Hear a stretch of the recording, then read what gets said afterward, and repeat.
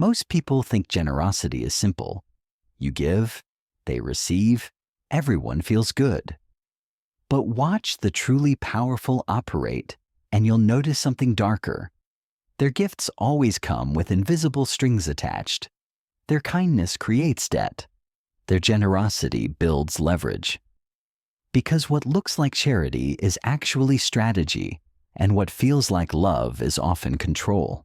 The most dangerous people aren't the ones who take from you openly. They're the ones who give to you so skillfully that you don't realize you're being bought. They understand something most people never will. True power isn't in what you can force from others. It's in what you can make them want to give you willingly. And the fastest way to create that desire is to give first, but never without purpose. This isn't about being cruel. This isn't about manipulation for the sake of harm. This is about understanding the brutal reality of human psychology. When someone gives you something, your brain doesn't just register gratitude. It registers debt, an obligation, a psychological contract that demands repayment. And once you understand this mechanism, you can use it to build influence that feels natural, inevitable, almost magical to those experiencing it. The art of strategic generosity operates on 3 levels. Surface level, you appear kind, thoughtful, generous. Middle level, you're building relationships and goodwill. But at the deepest level, you're constructing a web of obligation that positions you at the center of every social and professional network you enter.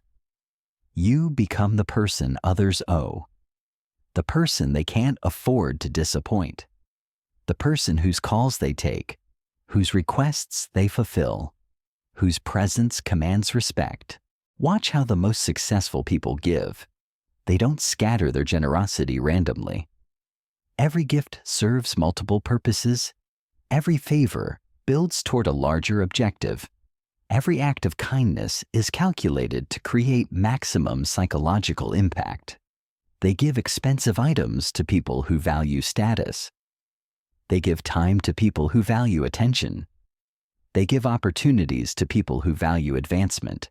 And they always give just slightly more than the recipient expected, but never so much that it feels overwhelming or suspicious. The psychology here runs deeper than simple reciprocity.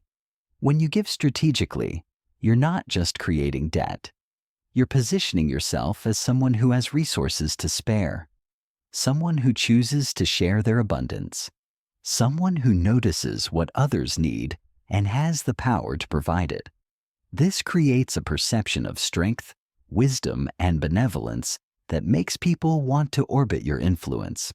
But here's where most people fail when they try to implement this strategy. They give too obviously.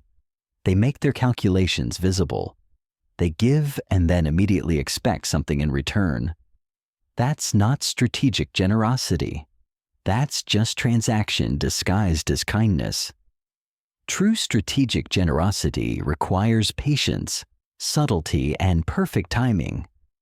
You give when they least expect it. You give without mentioning it again. You give in ways that solve problems they didn't even know they had. The most powerful version of this strategy involves giving people things they can't easily repay.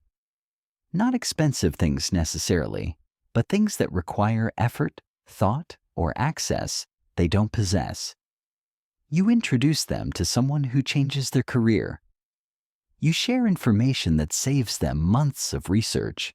You offer them an opportunity that wouldn't have existed without your involvement. These gifts create lasting obligation because they can't be repaid with simple reciprocity. They can only be repaid with loyalty, influence, and ongoing relationship. Consider how this plays out in professional settings. The person who always brings coffee for the team isn't just being nice. They're creating a daily reminder of their thoughtfulness. The executive who remembers your birthday, your spouse's name, your career goals isn't just being personable. They're building a file of what matters to you so they can give you exactly what you value most when they need something from you. The colleague who helps you with a project they have no stake in isn't just being collaborative. They're establishing themselves as someone you owe a favor to.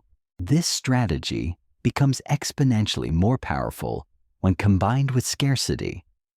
You don't help everyone. You don't give to everyone. You become selective, exclusive, particular about who receives your generosity. This makes your gifts feel more valuable, more meaningful, more like true recognition of the recipient's worth.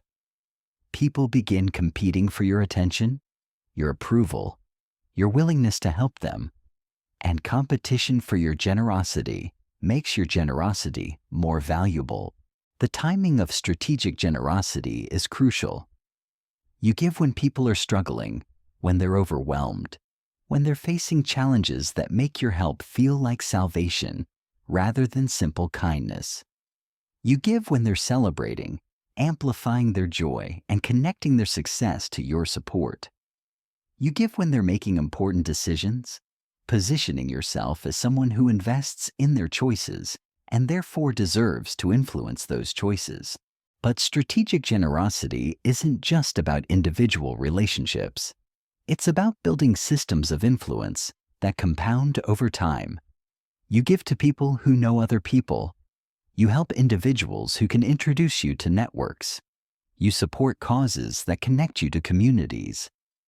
Every act of generosity becomes a node in a growing web of influence that extends far beyond the original recipient. The most sophisticated practitioners of this art understand that strategic generosity creates multiple forms of return. Direct return comes when the recipient helps you in response to your help. Indirect return comes when they speak positively about you to others. Systemic return comes when your reputation for generosity attracts opportunities, relationships, and resources you never directly asked for. And psychological return comes from the internal sense of power that develops when you realize how much influence you can build through strategic giving. This approach requires careful calibration. Give too little, and you create no meaningful obligation. Give too much, and you create suspicion or discomfort. Give too frequently, and it loses impact. Give too rarely, and people forget your previous generosity. Give to the wrong people, and you waste resources on those who can't or won't reciprocate meaningfully. Give at the wrong time, and your generosity gets lost in the noise of their daily experience. The key is to study people before you give to them.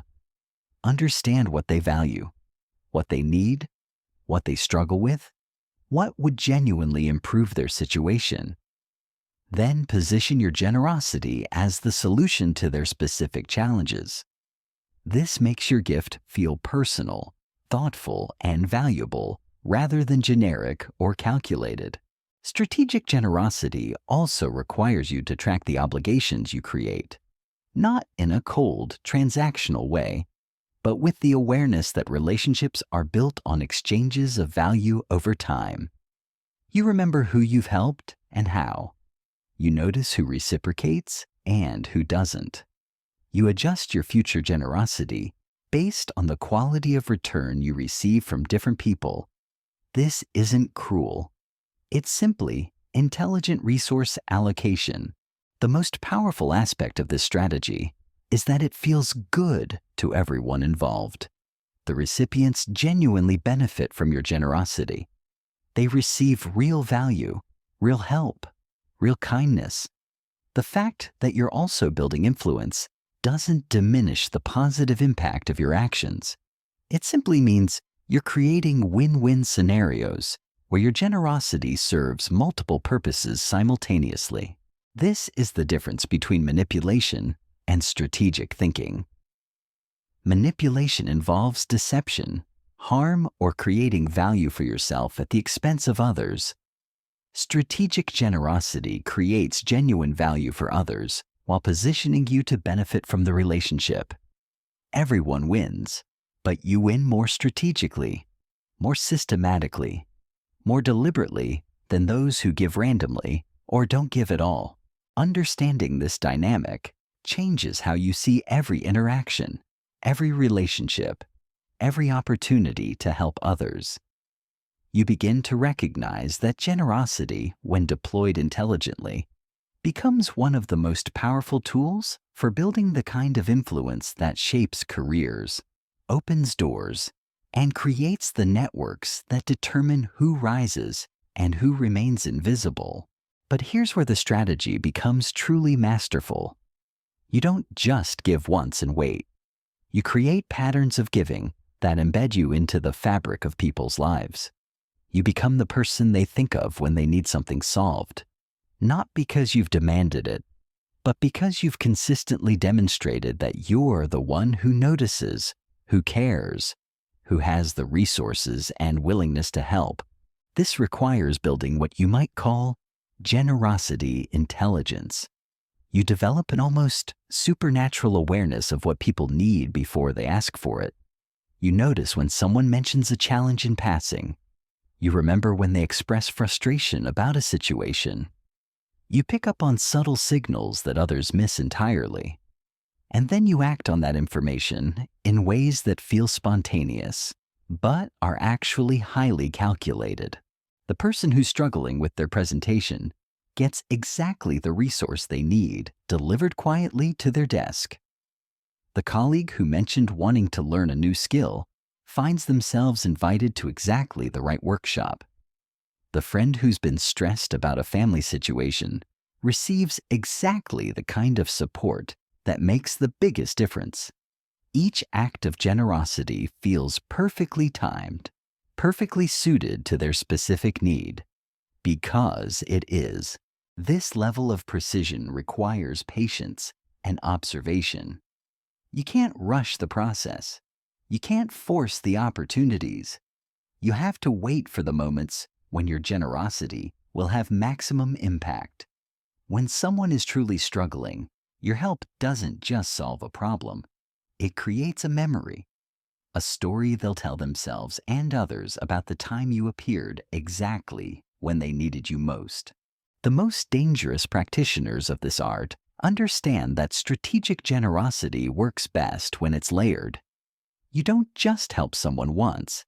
You create multiple touch points of value over time. Small helps that build into medium helps that occasionally become significant interventions. Each layer deepens the obligation. Each interaction reinforces your position as someone who cares, who notices, who acts. But there's another level to this game that separates the amateur from the professional. You don't just give to individuals, you give to systems. You support initiatives that multiple people care about. You contribute to causes that entire communities value. This amplifies your generosity exponentially because now dozens or hundreds of people know about your contribution. Your reputation for generosity spreads beyond direct recipients to become part of how you're perceived by entire networks. When you fund the office coffee machine, everyone benefits daily, and everyone knows who made it possible. When you organize the team celebration, the entire group associates their positive experience with your initiative. When you mentor junior colleagues, word spreads that you're someone who invests in others' development. These systematic approaches to generosity create influence that extends far beyond individual relationships. The timing of withdrawal is as important as the timing of giving. You don't help endlessly without return. You don't give indefinitely to those who only take. At some point, you begin to create gentle pressure for reciprocity. Not demands, not ultimatums, but subtle shifts that signal the relationship needs to become more balanced. You become slightly less available. Your responses become slightly more delayed. Your offers of help become less frequent. This creates anxiety in those who become accustomed to your generosity. They begin to wonder if they've done something wrong. if they've taken your kindness for granted, if they need to step up their own contributions to the relationship. And that anxiety motivates them to reciprocate in ways that explicit requests never could. The most sophisticated operators know that strategic generosity creates its own momentum. When you consistently help others, those people begin bringing opportunities to you. They think of you when interesting projects arise. They recommend you for positions. They invite you into conversations and networks you couldn't have accessed on your own. Your generosity becomes a magnet that attracts more opportunities to be generous, creating an upward spiral of influence and access. But this strategy has a dark side that must be acknowledged. Once you begin operating this way, it becomes difficult to give purely. Your mind automatically calculates the potential return on every act of kindness. You find yourself evaluating people's ability to reciprocate before deciding whether to help them. You become strategic about even your most personal relationships. This isn't necessarily bad, but it's a transformation you need to understand and manage. The key is maintaining the appearance of spontaneous kindness while operating from calculated strategy.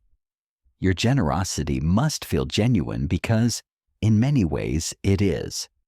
You're genuinely helping people, genuinely solving problems, genuinely creating value in their lives. The fact that you're also building influence doesn't negate the real benefit you're providing, but it does mean you're playing a more sophisticated game than those around you realize. This creates a psychological advantage that extends beyond the immediate relationship. People begin to see you as someone who has resources, connections, and capabilities they don't possess. Someone who operates at a higher level. Someone worth staying connected to, worth impressing, worth keeping happy. Your strategic generosity becomes evidence of your overall competence and success. The most powerful practitioners understand that this strategy works best when combined with selective scarcity. You don't say yes to everyone. You don't help with everything. You become particular about where you invest your generosity, making it feel more valuable when it's received. People begin to feel honored by your help rather than entitled to it. They start competing for your attention and approval. This selectivity also protects you from being overwhelmed by requests. When word spreads that you're generous, people will begin approaching you constantly for help. If you say yes to everything, you'll exhaust your resources and diminish the impact of your generosity. But if you develop a reputation for being generous but selective, people will work harder to deserve your help before asking for it. The end game of strategic generosity isn't just individual favors returned. It's the creation of a personal brand that attracts opportunities, relationships, and resources automatically. People want to work with generous individuals. They want to do business with them. They want to include them in important conversations. They want to be associated with their success. Your strategic generosity becomes self-reinforcing. The more strategically you give, the more you receive. The more you receive, the more resources you have to give strategically. The cycle continues, building your influence and expanding your network exponentially. You become someone others seek out, someone they want to know, someone they believe can make things happen. But remember, this isn't about exploitation. It's about creating value for others while building sustainable influence for yourself. The best strategic givers genuinely care about the people they help. They take satisfaction in solving problems and creating opportunities for others. They've simply learned to do so in ways that also serve their own long-term interests. This is the ultimate sophistication in human relations. You become someone who creates genuine value in the world while building the kind of influence that allows you to create even more value over time. Your generosity becomes both gift and investment. both kindness and strategy, both service to others and service to your own ambitions. The art becomes truly dangerous when you learn to give people exactly what they didn't know they needed. Most generosity is reactive. Someone asks, you give. Someone struggles, you help. But the masters of this game operate prophetically. They anticipate needs before they're expressed. They solve problems before they become crises. They position themselves not just as helpers, but as visionaries who see what others cannot. This requires developing what you might call social X-ray vision. You study people's patterns, their stress points, their unspoken frustrations. You notice when someone always struggles with the same type of challenge. You observe the gaps between what they say they want and what their behavior reveals they actually need. And then you appear with solutions that feel almost mystical in their precision. When you consistently anticipate needs this way, something profound happens in people's minds. You stop being just another person in their network. You become someone who understands them at a level they don't even understand themselves. Someone who sees their potential before they do. Someone who cares enough to pay attention to details everyone else misses.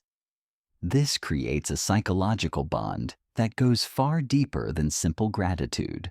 The most sophisticated practitioners know that strategic generosity must be invisible to be effective. The moment people recognize your calculations, the magic breaks. They begin to question your motives. They start feeling manipulated rather than cared for. Your generosity transforms from gift to transaction in their minds. That's why the greatest strategic givers develop an almost supernatural ability to hide their intentions even from themselves. They genuinely feel generous in the moment of giving. They authentically care about the recipient's well-being. Their calculations happen in the background, in the quiet moments when they're planning and strategizing. But when they act, the action feels pure. This isn't deception. It's compartmentalization. The ability to operate from genuine care while serving strategic purposes. This dual consciousness is what separates amateurs from professionals. Amateurs give strategically, and it shows. Their generosity feels calculated because their calculations are visible in their behavior. Professionals give strategically, and it feels natural because they've learned to access genuine care, even while serving calculated purposes. Their strategy enhances their generosity rather than contaminating it. But here's where the game becomes truly psychological. You begin to shape not just what people owe you, but how they see themselves in relation to you. Your consistent generosity doesn't just create debt, it creates identity. They begin to see themselves as someone you believe in, someone you invest in, someone worthy of your attention and resources. This identity shift is more powerful than any favor or debt. When someone's self-concept becomes tied to your perception of them, they'll protect that relationship with an intensity that surprised even them. They'll go out of their way to maintain your good opinion. They'll defend you to others. They'll prioritize your requests over competing demands, not because they owe you, but because disappointing you would damage how they see themselves. The timing of this identity reinforcement is crucial. You give just after they've achieved something. Your generosity becomes associated with their success. You help just before they face a major challenge. Your support becomes part of their story of overcoming obstacles. You recognize their potential just when they're doubting themselves. Your belief becomes integrated into their self-confidence. Each perfectly timed act of generosity doesn't just create obligation, it creates meaning. Your relationship with them becomes part of their personal narrative, part of how they explain their success to themselves and others. And once you become embedded in someone's story of who they are, removing you becomes psychologically impossible. The most dangerous aspect of this strategy is how it scales. One person who sees themselves through your generous perception becomes an advocate. They speak well of you to others. They create opportunities for you to demonstrate your generosity to new people. They become recruiters for your influence without realizing it. Your strategic generosity begins to reproduce itself through the networks of those you've helped. This viral quality is what transforms strategic generosity from individual tactic to systematic power. You don't just influence the people you help directly. You influence everyone they influence. Your reputation spreads through networks like a beneficial contagion. People begin seeking you out based on stories they've heard. They arrive already primed to appreciate your generosity because someone they trust has vouched for your character. But the true masters understand that strategic generosity must evolve as your influence grows.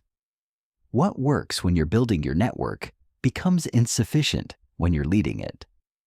Early stage strategic generosity focuses on creating individual relationships and obligations. Advanced strategic generosity focuses on shaping entire cultures and systems. You begin to give in ways that change how groups operate. You fund initiatives that shift organizational priorities. You support causes that influence community values. You create structures that embed your influence into the fabric of institutions. Your generosity stops being about individual relationships and starts being about systematic change. This institutional level of strategic giving requires thinking in decades rather than months. You plant seeds that will grow into influence you may not harvest for years. You invest in rising stars before they become influential. You support emerging movements before they become powerful. You position yourself not just as someone who helps individuals, but as someone who shapes the future. The psychological impact of operating at this level is intoxicating. You begin to see yourself as someone who moves the world through calculated kindness, someone whose generosity creates ripple effects that extend far beyond any single transaction, someone who understands the deep machinery of human motivation and social change. This sense of power can become addictive, but it also creates a dangerous isolation. When everyone around you is someone you've helped or influenced through strategic generosity, finding authentic relationships becomes nearly impossible. People's responses to you are always colored by what you've done for them or what they hope you might do. Pure connection, uncontaminated by obligation or calculation, becomes increasingly rare. The most successful strategic givers learn to manage this isolation by creating clear boundaries. They maintain relationships that exist outside their strategic framework. People who knew them before they developed this skill. People who can't be influenced by their generosity because they have nothing the giver wants. People who challenge their calculations and force them to remember what genuine care feels like. Without these anchoring relationships, strategic generosity can transform from useful skill into psychological prison. You become so accustomed to calculating the return on every kindness that spontaneous generosity becomes impossible. Every interaction becomes a chess move. Every relationship becomes a strategic asset. You gain influence, but lose humanity. The key is remembering that strategic generosity should enhance your natural kindness, not replace it. The strategy makes your generosity more effective, not more artificial. The calculations help you help people more successfully, not more cynically. When the strategy begins to corrupt your capacity for genuine care, it's become a liability rather than an asset. This balance requires constant self-monitoring. Regular assessment of your motivations. Honest evaluation of whether your strategic thinking is serving your relationships or consuming them. The moment your generosity feels purely transactional to you is the moment it will start feeling transactional to others. And transactional generosity creates resentment rather than loyalty.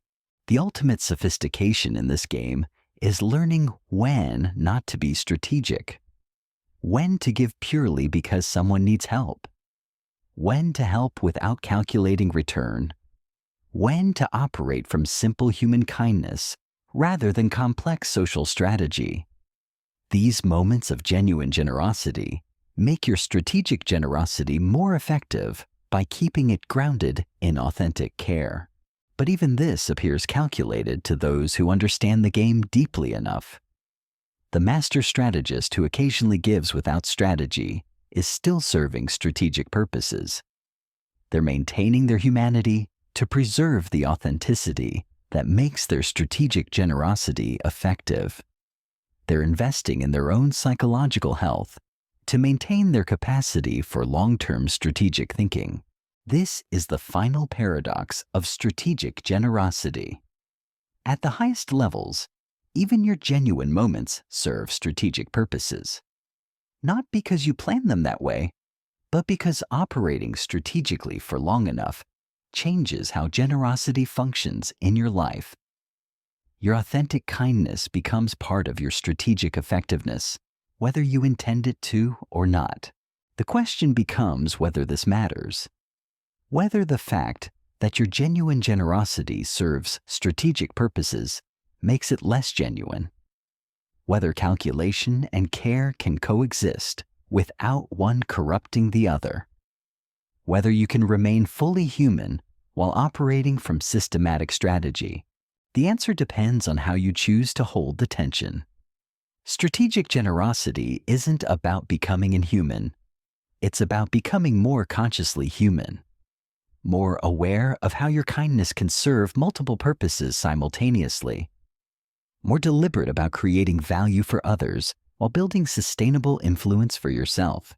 In the end, the most powerful people aren't those who give randomly, or those who never give at all.